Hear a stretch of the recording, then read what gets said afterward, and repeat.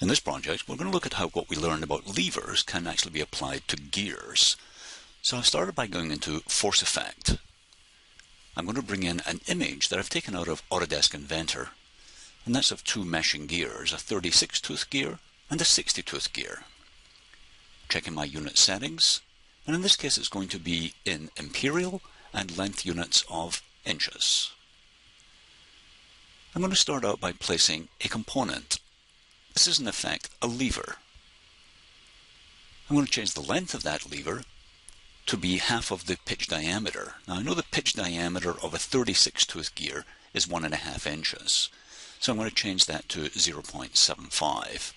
So I'm just positioning it so it looks better on the background image. So a length of 0.75. Now I can turn off the background image or I can leave it on. So in this case I've turned it off. I'm placing a fixed pivot and then a sliding pivot. And I'm going to apply a torque at A, which was the center of the gear. And I'm going to make that value 5 pound-inches. When I do that, I can see the force that's applied at the outside of the gear is 6.667 pounds. And that force will be transmitted to the second gear, in my case, the 60-tooth gear. To work on the second gear, I'm going to start a new diagram. Same workflow. I'm going to bring in the image from my photo album. That's the two meshing gears, the 36-tooth gear and the 60-tooth gear.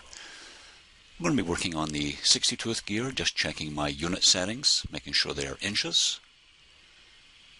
I'm going to start by placing a component. That component will be on that second gear.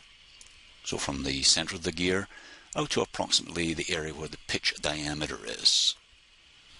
Just moving that component around until it's approximately in the correct location. I'm going to change its value.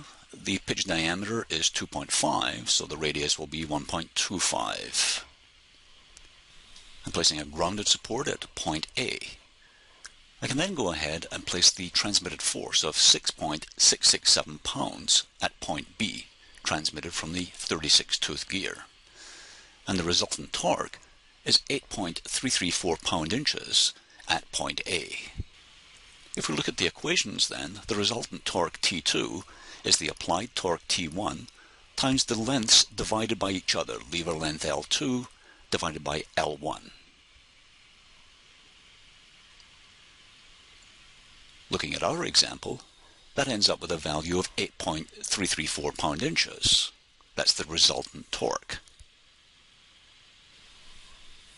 Comparing my calculation to the work that I did in Force Effect, as you would expect, both results are exactly the same.